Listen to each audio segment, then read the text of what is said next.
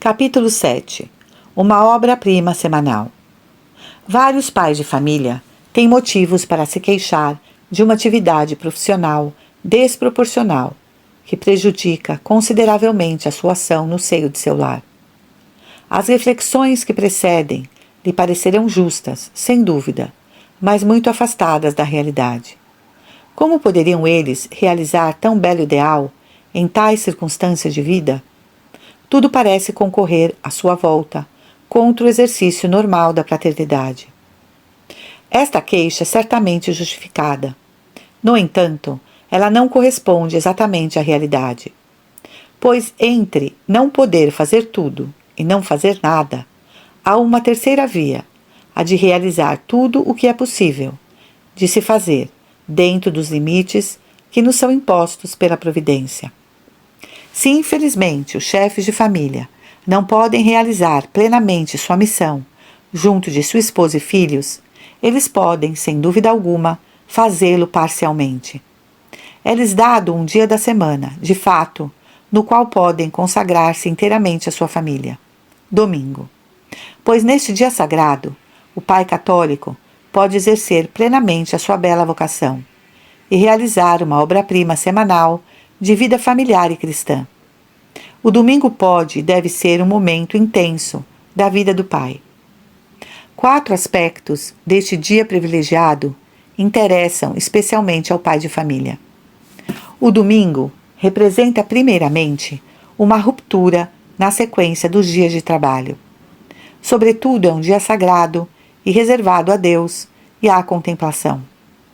Por consequência, é um verdadeiro dia de festa e de alegria sobrenatural. Enfim, o domingo é o alfa e o ômega, o início e o fim da semana católica.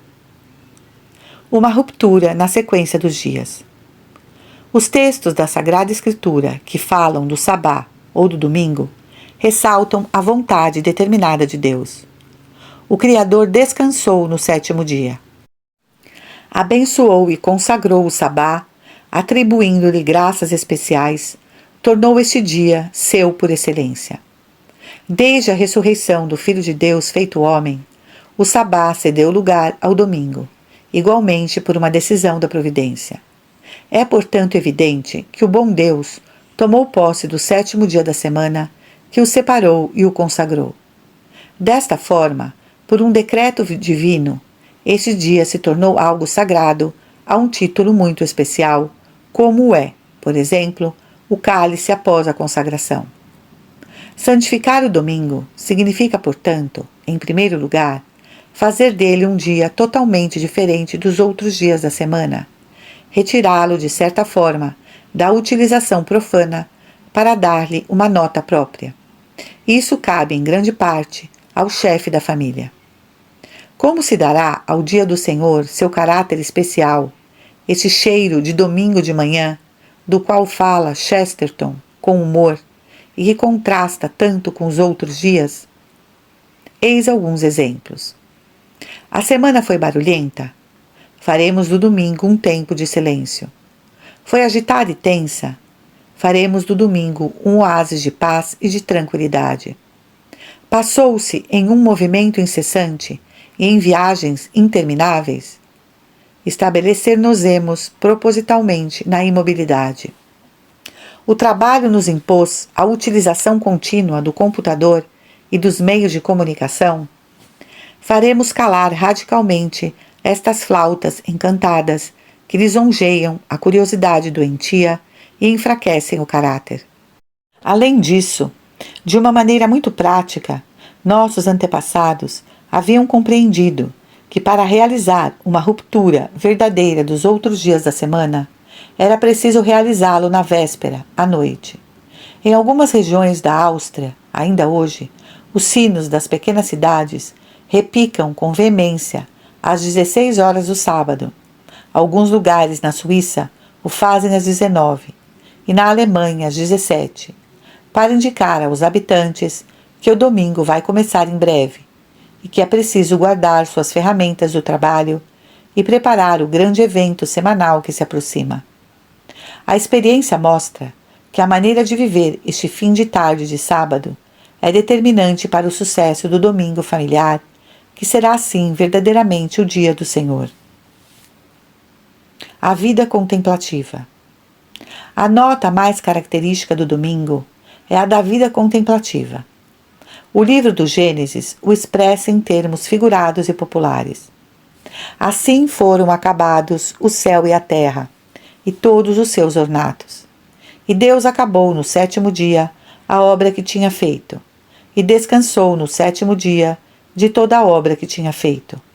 E abençoou o dia 7º, e o santificou, porque nele tinha cessado de toda a sua obra que tinha criado e feito. Depois da criação, Deus descansou, ou seja, retornou, humanamente falando, a uma atividade que ele nunca havia deixado e que constitui o segredo da sua beatitude, a vida contemplativa. Tal é o ato fundador do Sabá, o dia do Senhor, que lhe dá o seu sentido fundamental. O repouso em Deus, a participação no repouso de Deus, ou seja, na sua atividade superior, a contemplação. Desde então, o domingo substitui o sabá e acentuou o seu caráter sagrado. É neste dia de fato que Jesus ressuscitou, que apareceu aos seus discípulos, que lhes deu o poder de perdoar os pecados, que lhes enviou o Espírito Santo em Pentecostes, que revelou a São João seu Apocalipse. Desta forma, este dia aparece desde o início da Igreja como um dia de graças, um dia de teofania, um dia santo, no qual Deus visita os seus. O domingo, mais ainda do que o sabá, é verdadeiramente o dia de encontro com Deus. O dia da santificação, o dia da vida contemplativa. 6 dias da semana são dados aos homens para a vida ativa. O 7º, tornado o primeiro, é o da vida contemplativa. Isto vale não somente para os indivíduos isolados, mas também para as comunidades católicas. É, portanto, neste dia, mais do que em todos os outros, que a família se torna um santuário no qual Deus habita. Logo, o Pai Católico tomará todas as disposições práticas para que cada um encontre o lazer de uma leitura profunda e longa, livro de doutrina ou de espiritualidade, as geografias, etc. De aplicar-se a uma oração matinal mais bem preparada. Sobretudo, faremos da participação ativa na missa dominical o cume deste dia, em direção ao qual convergem os pensamentos e os corações. Os Atos dos Apóstolos e as Epístolas de São Paulo mostram que os primeiros católicos se reuniam já aos domingos para a missa. O mandamento de Deus, santificarás o dia do Senhor, e traduz doravante pelo mandamento da Igreja, que nos prescreve a participação na missa dominical, que em tempos normais e na medida do possível é a missa solene da paróquia. Isso se compreende melhor se nos lembramos da ligação íntima que une a família à missa. Foi ao pé do altar, de fato, que os esposos se administraram o sacramento do matrimônio. E aí, em consequência, o lugar em que o lar se renovará e purificará. É aos domingos também que se canta o Asperge-me, que recorda o batizado das crianças e renova a sua graça. Cabe, sobretudo, ao pai de família, no ofertório, oferecer a Nosso Senhor, em seu sacrifício, as alegrias e as penas da semana e toda a vida da família, que resume assim um verdadeiro valor litúrgico e redentor. Neste momento, mais do que em qualquer outro, o pai se coloca diante da majestade de Deus para apresentar sua família em uma atitude de oferenda e de oração. Enfim, a comunhão do corpo de Cristo e sua paixão renova a caridade que reina no lar católico. O sangue do cálice é a fonte da vida e da paz das comunidades católicas. A missa dominical não tem, portanto, somente um significado pessoal. Ela constitui o cume da vida da família católica. Ela é, a cada semana, um grande evento, que a esse título merece uma preparação muito especial. Por exemplo, Cabe ao pai iniciar os seus aos textos da liturgia, ensaiar tal ou qual canto da missa, chamar a atenção das crianças para este grande ato, desde a oração da noite do sábado ao acordar no domingo de manhã. Na preparação e na assistência à missa, cada família acrescentará com gosto suas próprias práticas, o que o Papa Pio XII chamava de a liturgia familiar. Alguns têm o costume de visitar a igreja da cidade na tarde do domingo. Outros rezam pelos defuntos em um cemitério vizinho. Todos dão à oração da noite uma nota mais solene e litúrgica. É dessa forma que a alegria sobrenatural habitará nos corações até ao anoitecer. A alegria dominical. Dia do repouso em Deus. Dia da ressurreição e da visita de Nosso Senhor. Dia do batismo e da luz. Dia que nos anuncia a Jerusalém celeste. O domingo é um dia de alegria. No domingo, sejam todos alegres, pois aquele que está triste no domingo comete pecado. Já que no domingo Jesus visita a casa da família, cabe ao pai fazer-lhe uma boa acolhida e dar à família um pequeno ar de festa. Os lazeres por sua simplicidade, as conversas por sua caridade, os cantos e a música por sua alegria, a casa e as roupas por sua beleza e asseio, a comida que contrasta com a frugalidade da semana, os passeios e os jogos, tudo no domingo deve ser uma irradiação da alegria profunda da alma. Tudo deve ser tranquilo, sorridente e alegre, como um belo dia da Páscoa. Desta festa de família, o pai será o primeiro artífice.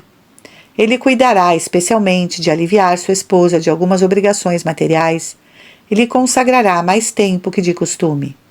Ele será tudo para todos, para mantê-los na paz e na alegria do dia do Senhor. O Alfa e o Ômega. A instituição do domingo manifesta, enfim, um aspecto da pedagogia do bom Deus que tem grande papel na vida da cristandade e das famílias.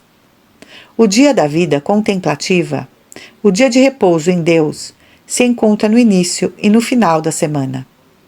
A união com Deus pela contemplação deve ser o alfa e o ômega de toda atividade católica. No Antigo Testamento, o dia do Senhor será celebrado no sábado, o último dia da semana. Termina-se assim a longa sequência de dias do trabalho pelo descanso, a vida ativa se concluía na vida contemplativa. O que permanece de certa forma na economia do Novo Testamento. O domingo é uma espécie de 8º dia da semana, no qual se descansa em Deus e lhe se oferecem os trabalhos e penas. Mas a ordem estabelecida pelo Novo Testamento coloca a ênfase em uma verdade primordial. É na união com Deus e no altar que a vida encontra a sua fonte.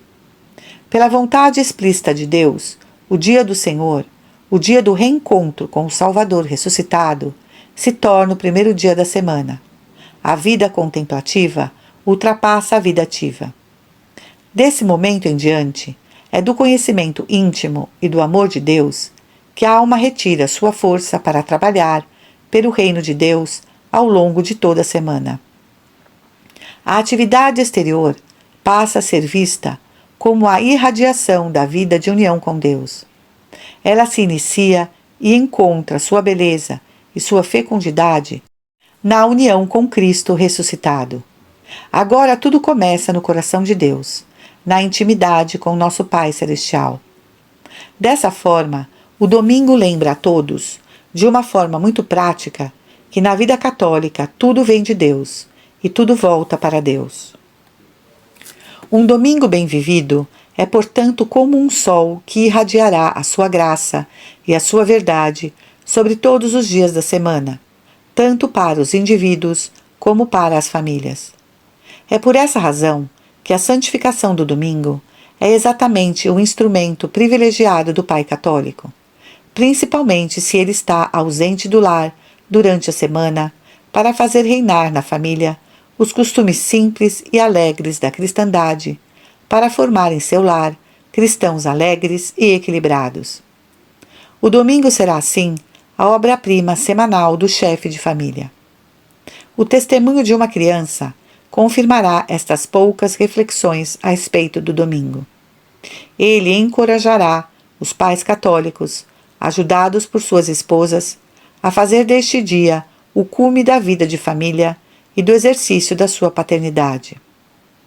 Santa Teresinha do Menino Jesus exprimiu a marca profunda e benéfica dos domingos em família na sua alma de menina.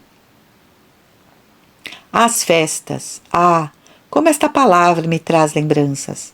Eu gostava tanto das festas. Se elas eram tão raras, cada semana trazia de volta uma muito cara a meu coração, o domingo. Que dia era o domingo? Era a festa do bom Deus, a festa do descanso.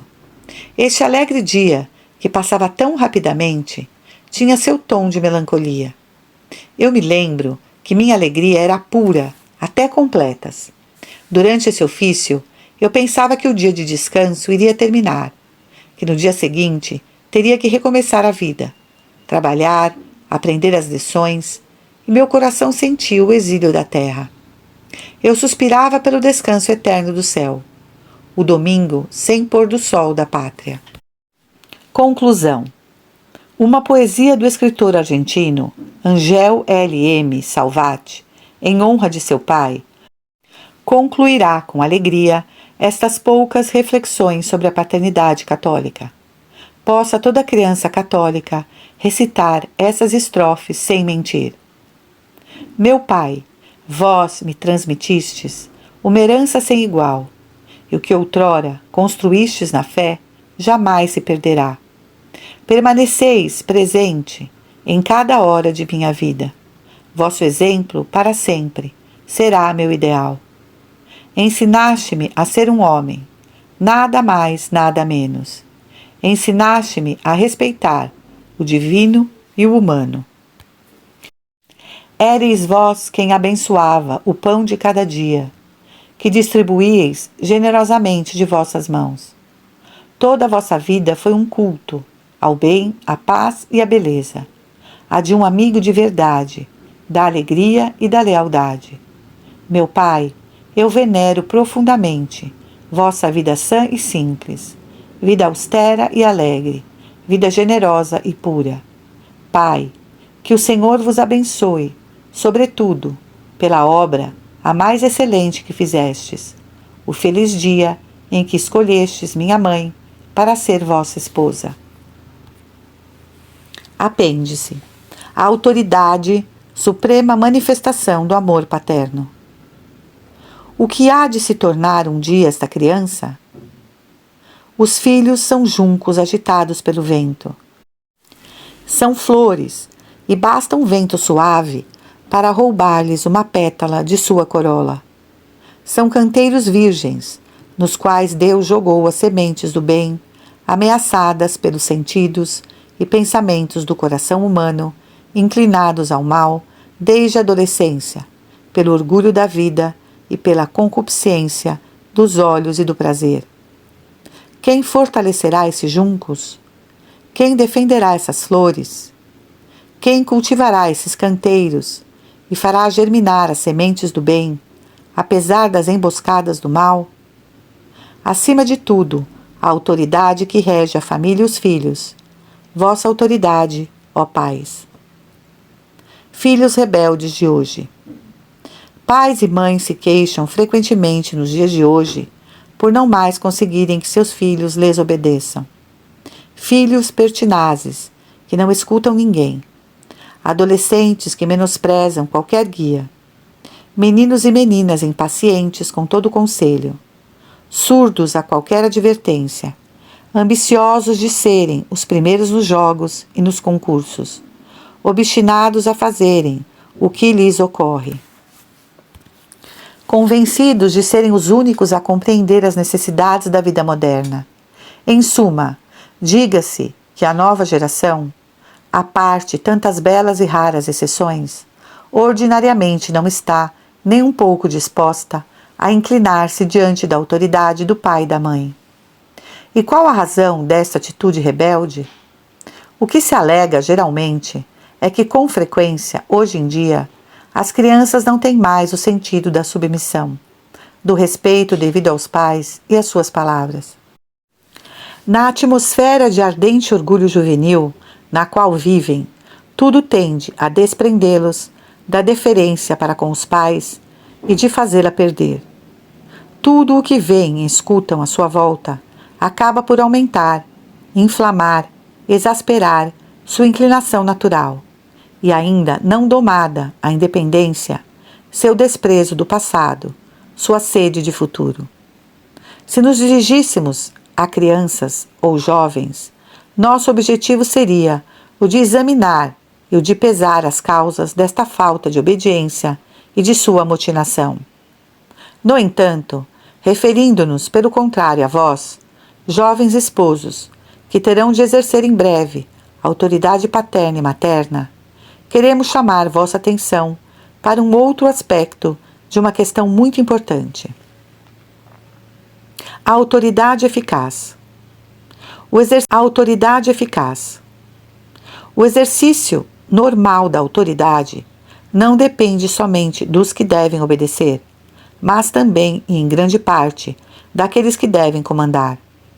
Em outros termos, uma coisa é o direito de deter autoridade, o direito de dar ordens, e outra coisa é a superioridade moral que constitui e realça a autoridade efetiva, operante, eficaz, que consegue se impor aos outros e obtém de fato a obediência.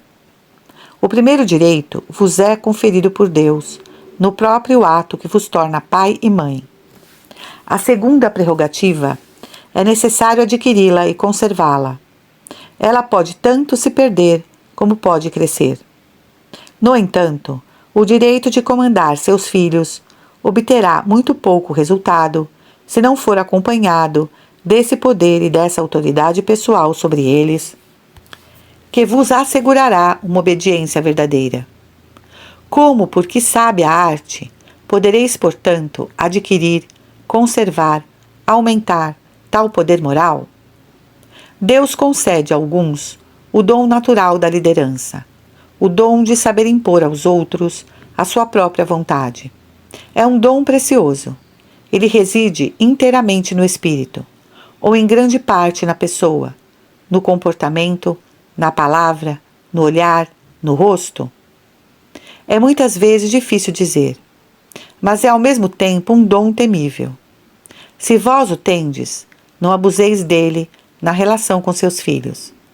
Correríeis o risco de encarcerar suas almas no medo, de torná-los escravos e não filhos amantes.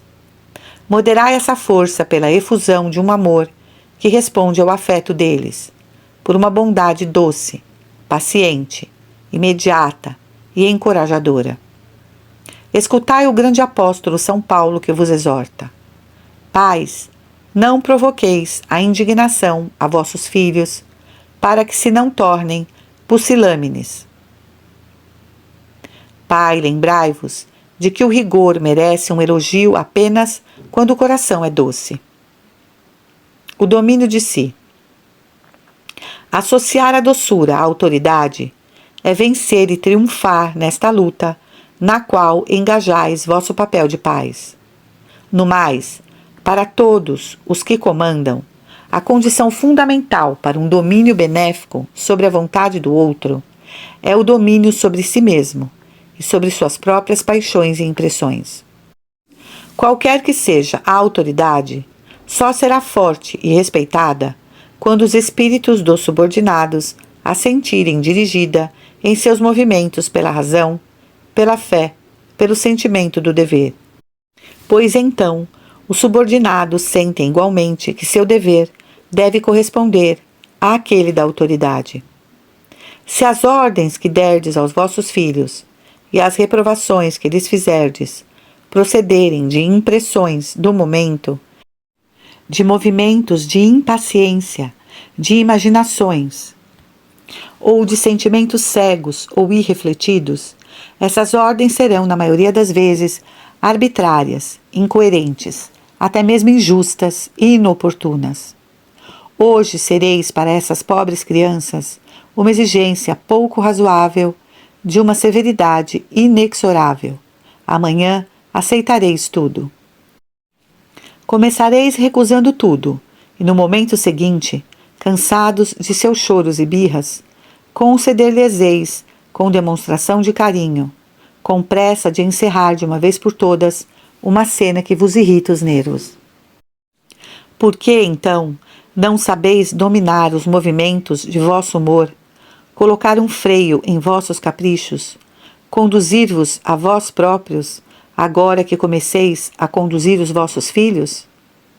Se em um dado momento crerdes não vos sentir perfeitamente donos de vós, deixai para mais tarde, para um melhor momento, a reprimenda que quereis dar, o castigo que pensais ser necessário infligir. Na firmeza pacífica e tranquila do vosso espírito, vossa palavra e o castigo encontrarão outra eficácia, com um maior poder educador e com mais autoridade, que conseguiria obter a irrupção de uma paixão mal dominada. Não vos esqueçais de que as crianças, até mesmo os pequeninos, são todos olhos para observar e reparar, e que percebem de imediato as mudanças de vosso humor. Desde o berço, tão logo conseguem distinguir sua mãe de outra mulher, rapidamente se dão conta do poder que tem sobre seus frágeis pais, um capricho ou uma crise de lágrimas, e na sua inocente malícia não se absterão de abusar desta fraqueza. O que diminui a autoridade? Guardai-vos, portanto, de tudo o que poderia diminuir vossa autoridade junto a eles. Guardai-vos de desperdiçar essa autoridade, acostumando-os a contínuas e insistentes recomendações e a observações que acabam por cansá-los. Eles farão ouvidos moucos e não darão mais nenhuma importância ao que é dito. Guardai-vos de brincar ou enganar os vossos filhos com razões ou explicações falaciosas e sem consistência, dadas de forma irrefletida, para vos safar de um embaraço e vos livrar de questões inoportunas. Se não vos parece bom dar-lhes as verdadeiras razões de uma ordem ou de um ato, será melhor apelar à sua confiança em vós e ao seu amor por vós. Não falsifiqueis a verdade. Se necessário, calai-a. Talvez não suspeitais dos distúrbios e das crises que podem nascer nestas pequenas almas no dia em que vierem a constatar que abusaram de sua natural credulidade. Guardai-vos também de deixar transparecer o menor sinal de desunião entre vós, a menor diferença entre vós na maneira de tratar vossos filhos. Eles perceberão muito rapidamente que podem se servir da autoridade da mãe contra a do pai, ou da do pai contra a da mãe, e resistirão muito dificilmente à tentação de usar desta divergência para satisfazer todos os seus caprichos. Guardai-vos, enfim, de esperar que seus filhos cresçam em idade para exercer sobre eles uma autoridade boa e calma, mas ao mesmo tempo forte e nítida, que não cede a nenhuma cena de lágrimas e de cólera. Desde os primórdios, desde o berço, desde as primeiras centelhas da sua razão incipiente, fazei de maneira com que sintam sobre eles mãos carinhosas e delicadas, mas também sábias e prudentes, vigilantes e enérgicas. A autoridade nascida do amor. A vossa autoridade será sem fraqueza, mas uma autoridade nascida do amor, toda impregnada de amor e apoiada nele. Sede os primeiros mestres e os primeiros amigos dos vossos filhos. Se realmente for o amor paternal e maternal a inspirar vossas ordens, um amor plenamente cristão, e não uma complacência egoísta, mais ou menos inconsciente, vossos filhos ficarão tocados e responderão no fundo de suas almas, sem que necessiteis de muitas palavras, pois a linguagem do amor é mais eloquente pelo silêncio da ação que pelos sons dos lábios. Pequenos sinais, uma inflexão de voz, um gesto imperceptível, uma leve expressão do rosto, um sinal de aprovação, lhes mostrará melhor do que qualquer protesto qual afeto inspira uma proibição que os aflige, qual benevolência se esconde em uma recomendação que os entedia. Então, a palavra da autoridade aparecerá para seus corações não como um fardo pesado ou um jugo odioso que é preciso sacudir o mais cedo possível, mas como a manifestação suprema do vosso amor. Que o Pai Celeste, que chamando-vos para participar da grandeza de sua paternidade, vos comunicou também sua autoridade, se digne vos conceder de exercê-la, a sua imitação, na sabedoria e no amor.